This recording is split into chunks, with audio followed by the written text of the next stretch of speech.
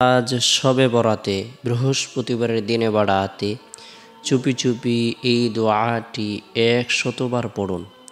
90 বছরের গুনাহ মাফ হবে, জান্নাত নসিব হবে, ভাগ্য খুলে যাবে, দোয়া কবুল হবে, আশা আকাঙ্ক্ষা পূরণ হবে। 15 শাবানের পুণ্যময় রজনী, যাকে আরবিতে লাইলাতুল বরাত, ফার্সিতে শবে বরাত আর হাদিসের পরিভাষায় লাইলাতুন নিসফি মিন শাবান বলা হয়েছে।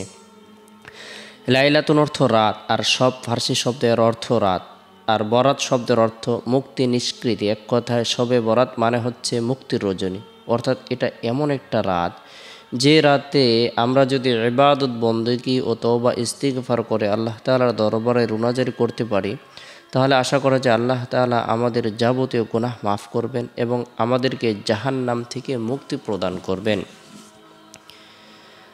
আজকের বৃহস্পতিবারের দিন শেষ হওয়ার পর যে রাত শুরু হবে, এই রাতটি হলো জুমার রাত।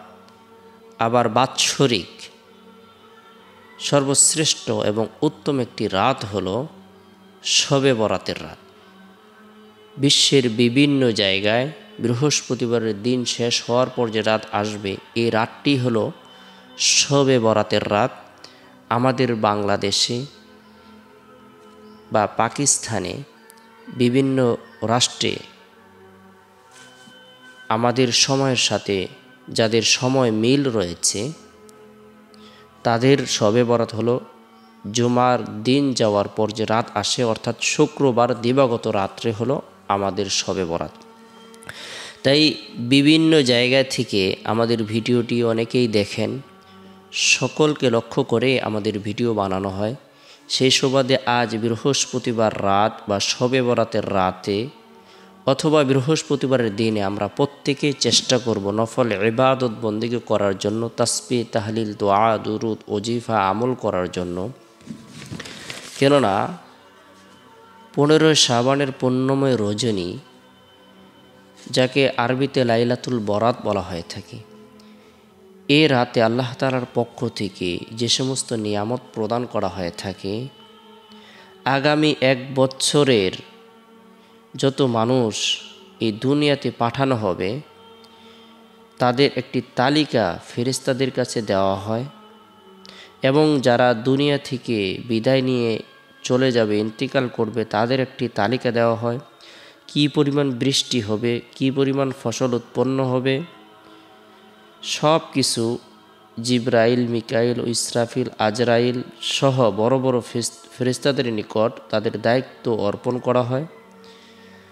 এ রাতে আল্লাহ পাক রব্বুল আলামিন অসংখ্য অগণিত নারী পুরুষদেরকে জাহান্নাম থেকে মুক্তি প্রদান করেন, তাদেরকে ক্ষমা করে দেন।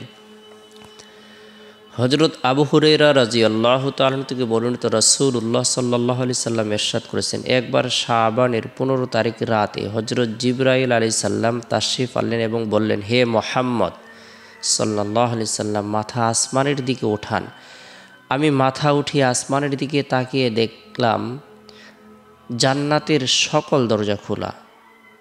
প্রথম দরজায় এক ফেরেশতা দাঁড়িয়ে আওয়াজ দিচ্ছে, সুসংবাদ সেই ব্যক্তির জন্য যে আজ রাতে রুকু করছে। দ্বিতীয় দরজায় আরও এক ফেরেশতা দাঁড়িয়ে ঘোষণা করছে, সুসংবাদ ওই ব্যক্তির জন্য যে আজ রাতে সিজদা করছে। তৃতীয় দরজায় আরও একজন ফেরেশতা আওয়াজ দিচ্ছে, সুসংবাদ সেই ব্যক্তির জন্য যে আজ রাতে দোয়া করছে। চতুর্থ দরজা এক ফেরেশতা আওয়াজ দিচ্ছে, সুসংবাদ সেই ব্যক্তির জন্য যে আজ রাতে জিকির করছে। পঞ্চম দরজায় এক ফেরেশতা ঘোষণা করছে, সুসংবাদ সেই ব্যক্তির জন্য যে আজ রাতে ক্ষুধার ভয়ে রুনাজারি করছে। ষষ্ঠ দরজায় এক ফেরেশতা ঘোষণা করছে, সুসংবাদ আজ রাতে সমস্ত মুসলমানদের জন্য। সপ্তম দরজায় এক ফেরেশতা ঘোষণা করছে, যদি কারো কিছু চাওয়ার থাকে তবে সে যেন চায়, তার দরখাস্ত কবুল করা হবে। অষ্টম দরজায় এক ফেরেশতা ঘোষণা করছে, কোনো ক্ষমা প্রার্থনাকারী আছে কি, তাকে ক্ষমা করা হবে। রাসূলুল্লাহ সাল্লাল্লাহু আলাইহি সাল্লাম ইরশাদ করেন, আমি জিবরাইলকে জিজ্ঞাসা করলাম, এই দরজাসমূহ কতক্ষণ খোলা থাকবে? জিবরাইল আলাইহিস সালাম উত্তরে বললেন, রাতের শুরু থেকে সুবহ সাদিক পর্যন্ত। জিবরাইল আলাইহিস সালাম আরও বললেন, হে মুহাম্মদ, আজ রাতে আল্লাহ তাআলা এত অধিক সংখ্যক লোকদেরকে জাহান্নাম থেকে মুক্তি দিবেন যত সংখ্যক লোম কালেব গোত্রের বকরির মধ্যে রয়েছে। সুবহানাল্লাহ। আল্লাহ পাক রব্বুল আলামিন এত সংখ্যক নারী পুরুষদেরকে ক্ষমা করে দেবেন, মুক্তি প্রদান করবেন। তাই গুরুত্ব সহকারে আমরা প্রত্যেকেই এই রাতটি আল্লাহ তাআলার পক্ষ থেকে বিশেষ একটি নিয়ামতের রাত।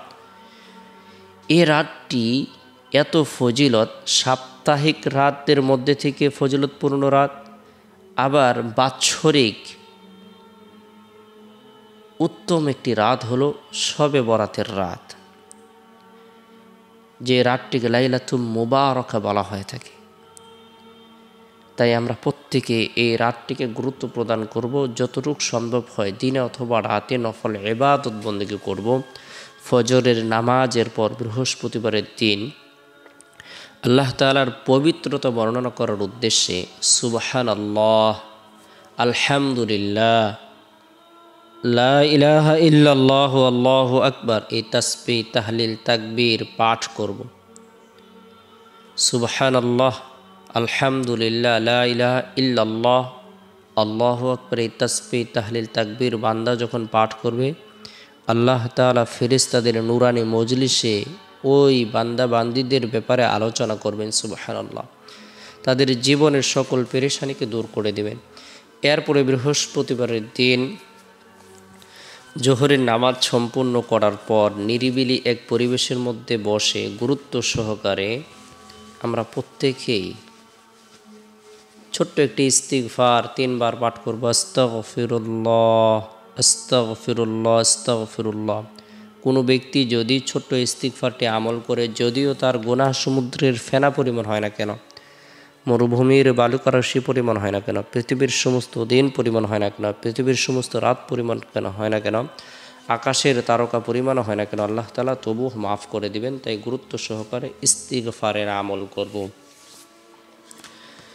এরপরে বৃহস্পতিবারের দিন আসরের নামাজ সম্পূর্ণ করার পর সূরাতুল ইখলাস, সূরাতুল ফালাক, সূরাতুন নাস এই 3টি সূরা আমল করব। উভয় হাতের তালুতে ফু দিয়ে শরীরের যতটুকু অংশ সম্ভব হয় মাসহ করে নেব।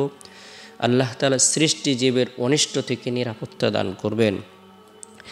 এরপরে বৃহস্পতিবারের দিন শেষ হওয়ার পর যে রাত শুরু হবে, এই রাত হলো জুমার রাত, সাপ্তাহিক সকল রাত থেকে শ্রেষ্ঠ রাত। এই রাত হলো শবে বরাতের রাত। এই রাত্রে আমরা প্রত্যেকে মাগরিবের নামাজ সম্পূর্ণ করার পর চেষ্টা করব অতিরিক্ত 2 রাকাত পারি, 4 রাকাত পারি নফল নামাজ আদায় করার জন্য। এরপরে গুরুত্ব সহকারে কোরআনে বর্ণিত বরকতপূর্ণ এই দোয়াটি চুপি চুপি 100 বার আমল করব। রব্বানা যালামনা আনফুসানা ওয়া ইল্লাম তাগফির লানা ওয়া তারহামনা লানাকুনান্না মিনাল খাসিরিন।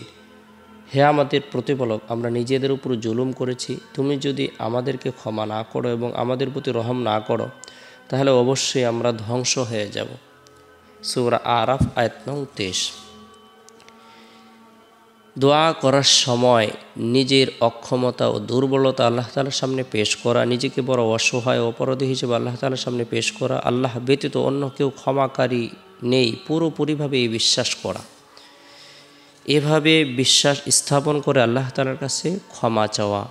আল্লাহ পাক রব্বুল আলামিন আমাদের সকলকে গুরুত্ব সহকারে শবে বরাতের রাতটিকে গুরুত্ব প্রদান করার তৌফিক দান করুন। বৃহস্পতিবারের দিনটিকে গুরুত্ব প্রদান করার তৌফিক দান করুন।